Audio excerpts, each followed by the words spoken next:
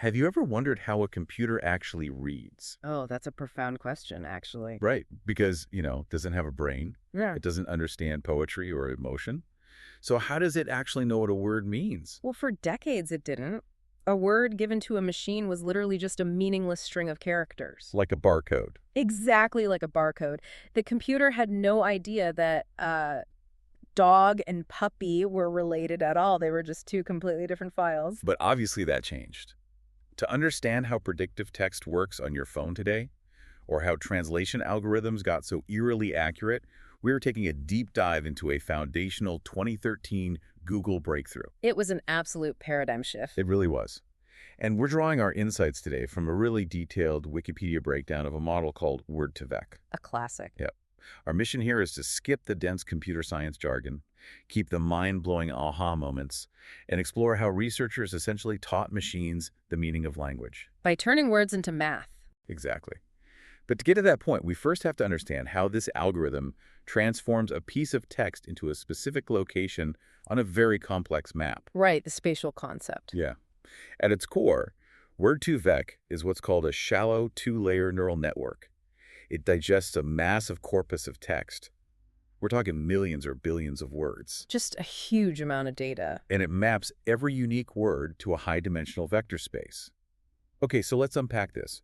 The documentation mentions these spaces typically have anywhere from 100 to 1,000 dimensions. Which is literally impossible for a human brain to visualize. Right. Trying to picture a 1,000-dimensional grid will just melt your brain. Mm-hmm. So instead, think of it like a giant, unimaginably complex galaxy. I like that analogy. In this galaxy, every single word gets its own specific coordinate. It's a star. And because of how the algorithm processes the text, you end up with, like, the action-verb solar system way over in one corner of the galaxy. Oh, and the capital cities are clustered together in a completely different corner. Yes. But what's fascinating here is the specific mechanism the model uses to figure out where those stars belong. Right. It relies on a mathematical principle called cosine similarity. I've heard that term. But how does it actually work geographically in our galaxy? So imagine drawing a straight line from the center of our semantic galaxy out to the star for the word walk. Okay, got it. Then you draw another line from the center to the star for the word ran. Cosine similarity simply measures the angle between those two lines. Oh, wow. Yeah. If the angle is very small, the lines are pointing in almost the exact same direction, meaning the words are highly related. So it's judging a word by the company it keeps in the text. Precisely. You might say, I went for a walk to the store, or I ran to the store.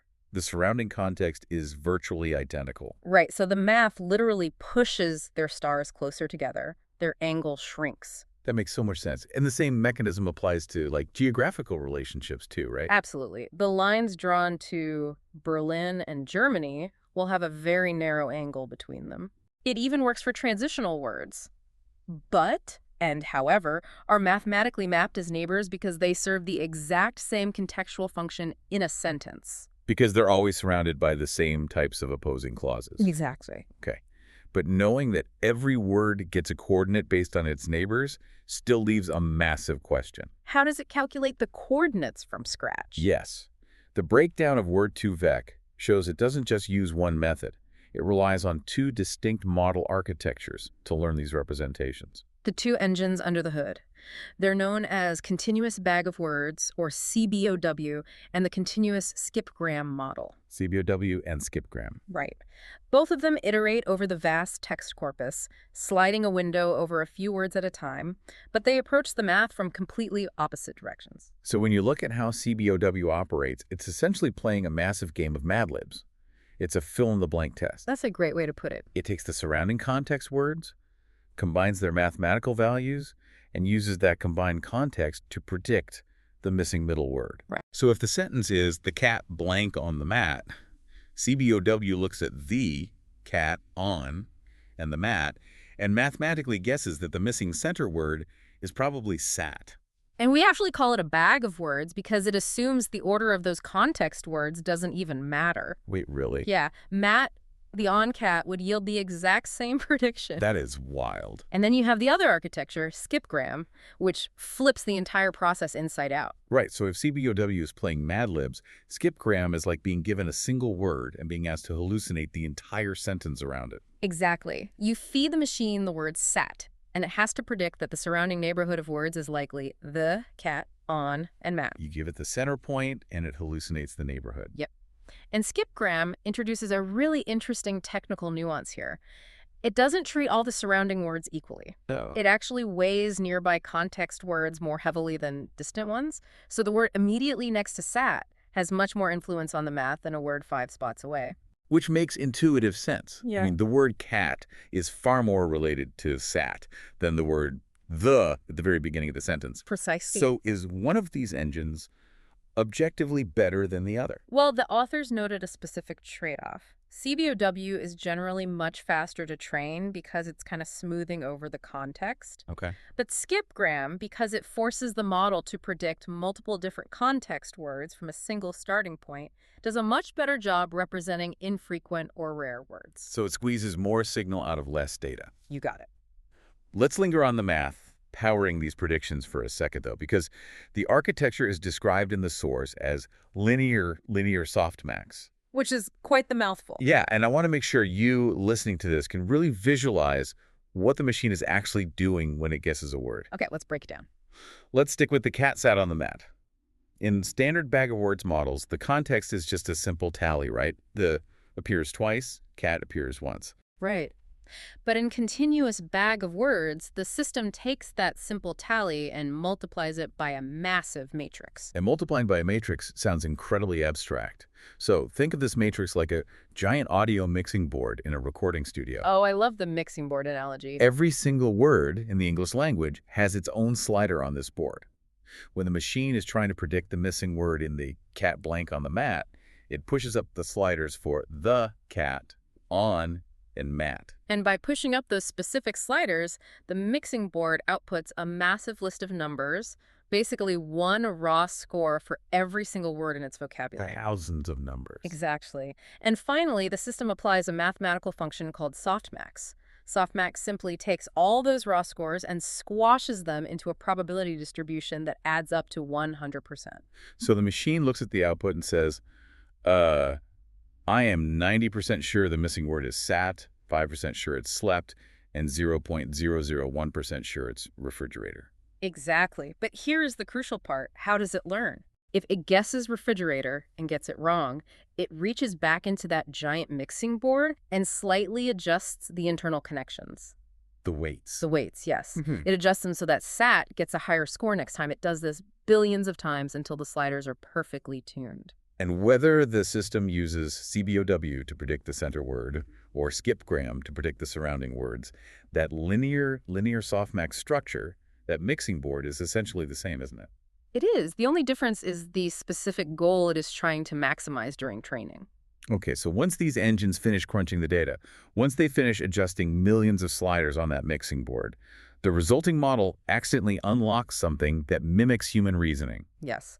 This is the famous 2013 discovery by Tomasz Mikolov and his team. The magic trick. They realized the model had implicitly learned semantic and syntactic patterns, and more importantly, those patterns could be reproduced using basic algebra. Which brings us back to our opening equation. You take the vector, the specific coordinate for the word brother, subtract the coordinate for man, and add the coordinate for woman. And the math just works. The resulting location in that 1,000-dimensional galaxy lands almost exactly on the star for the word sister. It's incredible, and it works for geography, too. Yeah. Paris minus France plus Germany lands you right next to Berlin. Wow. It even captured syntactic changes like verb tenses. Walking minus walk plus run equals running. So the model had captured multiple different degrees of similarity between words purely by analyzing their proximity in the training text. Pure proximity, yeah. Okay, wait, I have to push back on this. Go for it. If the model is just adjusting sliders on a soundboard based on a sliding window of text, does it actually understand the concept of a brother or a sister? That's the big question. Or is this just like the ultimate game of statistical guilt by association? I mean, it doesn't know what a sibling is. It just knows what letters usually stand next to it. And that skepticism is entirely warranted. The scientific community heavily debated this exact point. I can imagine. Researchers like Yoav Goldberg and Omer Levy analyzed why Word2vec was so successful, and they actually argued that the explanations given for this algebraic magic trick were, and I quote, Very hand-wavy. And wavy, a highly technical computer science term. Right. But they pointed out that the model simply aligns perfectly with a concept in linguistics called J.R. Firth's distributional hypothesis. Which is what? The hypothesis states that the meaning of a word is defined entirely by its use in context. Word2vec just proved you can mathematically map that context at a massive scale. Oh, I see. It performs inference for a simple generative model for text. So it's brilliant statistics mapping the geometry of language, but it is not cognitive understanding. Here's where it gets really interesting, though. Even if it is just statistical guilt by association, if we can mathematically map the context of English words to discover hidden relationships, what happens if we apply this exact same math to languages that aren't spoken by humans at all? The ripple effect. The underlying architecture proved so robust that researchers immediately started looking beyond human vocabulary. It's scaled into biology. Exactly. Because a DNA sequence is essentially just a long string of repeating letters. It's a text corpus. So researchers created biovectors, or Word2vec. They applied this exact same sliding window logic to biological sequences. They mapped DNA, RNA, and protein sequences. Which is mind-blowing. It really is. By treating amino acid sequences like words in a sentence, biovectors could characterize biological sequences and find underlying biochemical and biophysical patterns. So it deduced the functional meaning of a protein sequence just by looking at the company it kept. Yeah. There's even a variant called DNA2vec that proved you could use cosine similarity, that angle between two lines to measure the actual physical similarity of genetic sequences. Unbelievable. And the scaling didn't stop at microscopic biology either. It scaled up linguistically. Instead of just mapping single words, researchers developed Doc2vec. Right, which generates distributed representations for variable length texts. Meaning it captures entire sentences, paragraphs, or whole documents. Exactly. Rather than just finding the coordinate for the word Berlin, Doc2vec can find a coordinate for an entire encyclopedia article about Berlin. Wow. It uses architectures incredibly similar to CBOW and skipgram, but it adds a unique document identifier as an extra piece of context on that mixing board. Okay, that makes sense. And from there, the technology evolved into Top2vec, which estimates representations of entire abstract topics. Wait, how do you even calculate the coordinate for an abstract topic? You can't just draw a circle around a vague concept in a 1,000-dimensional space. That's tricky. You have to squash it down somehow to make sense of it, right? That is exactly what happens. Top2vec takes those document embeddings and reduces their dimensions using a technique called UMAP. UMA. Yeah. Think of UMAP like taking a complex 3D globe of the Earth and flattening it onto a 2D piece of paper without distorting the relative distances between the cities too much. So it literally flattens the semantic galaxy into a readable map. Yes. And once the space is flattened, it scans that map using a clustering algorithm called HDBS scan. Okay. If draws the map, HDBS scan is the tool that looks for the densely populated cities on that map. It finds tight clusters of similar documents, calculates the physical the centroid of that cluster, and calls that the topic vector. So whatever word embeddings are situated closest to that centroid become the title of the topic. You got it. It's literally finding the center of gravity for a conversation. And that mechanism also found a massive application in medicine, specifically in radiology, with the creation of intelligent word embeddings, or IWE. Which was huge because one of the biggest challenges with the original Word2vec is how it handles unknown or out-of-vocabulary words. Right. If it has never seen a word in its training data, it just assigns it a random, essentially useless vector. And in medicine, a radiologist's report is chaotic. They use bizarre abbreviations, ungrammatical telegraphic phrases, highly specialized jargon. A doctor at one hospital might write, "Patient shows Guysizy on the anterior," or whatever, while a doctor across the country uses completely different shorthand for the exact same issue. Exactly. So researchers combined Word2vec with a semantic dictionary mapping technique to create IWE. They mapped all those different variations into the same vector space. Because of this, an IWE model trained on messy data from one specific hospital could successfully translate and understand reports from a completely different institution. So it generalized the meaning of radiological jargon across the entire medical field. It did. I mean, Word2vec reshaped genomics, it transformed topic modeling, and it decoded medical jargon. It was an absolute revolution. Undoubtedly. Yet, if you look at the literature today, the straight Word2vec approach is officially described as dated. It is. So what does this all mean? How does a breakthrough that profound become a relic in less than a decade? Well, if we connect this to the bigger picture, it speaks to the hyper-accelerated pace of AI research. Though the history of Word2vec is full of irony. Oh, so. When Tomasz Mikolov and his team first submitted the original Word2vec paper in 2013, it was actually rejected by the reviewers for the International Conference on Learning Representations. Wait, really? The AI establishment completely dismissed the paper that arguably kicked off the modern embedding revolution. It happens more often than you'd think. That is hilarious. But today, the industry has moved on to transformer-based models, like Elmo and BERT. Transformers add multiple neural network attention layers on top of a word embedding model. Okay. Instead of just looking at a fixed sliding window of context, they dynamically weigh the relevance of every word in a sentence against every other word, no matter how far apart they are. Oh, wow. But the foundation turning those words into math still relies on the trail Word2vec blazed. There's another fascinating wrinkle to why Word2vec's supremacy faded, though. It wasn't just about transformers being better. It turns out Word2vec's initial magic might have been a bit of an illusion. Ah, yes, the 2015 study by Levy and his colleagues. Right. They demonstrated that much of Word2vec's allegedly superior performance wasn't actually a result of the model architecture itself. Which was a huge realization.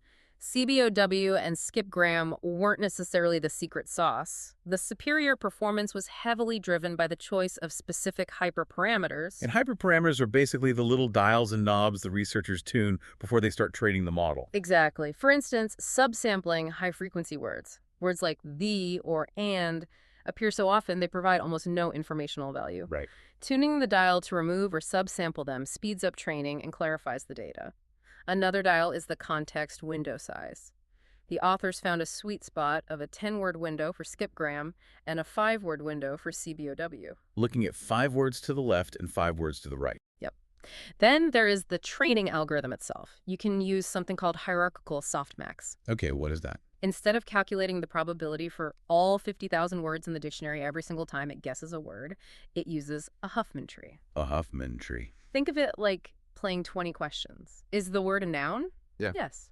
Is it an animal? Yes. It drastically cuts down the math. Oh, that makes the training significantly faster. It really does. Alternatively, you can use a technique called negative sampling. Instead of updating the mixing board sliders for the one correct word and the 49,999 wrong words, it updates the correct word and just a handful of negative samples. Like maybe 5 random wrong words? Exactly. It's a massive shortcut. Yeah. And Levy's team showed that if you took these specific hyperparameter settings, these perfectly tuned dials, and applied them to older, more traditional natural language processing approaches, those older methods suddenly performed just as well as Word2vec. So it wasn't that the neural network was infinitely smarter. The Google team had just figured out the absolute perfect combination of settings for the data. It was a masterclass in parameterization.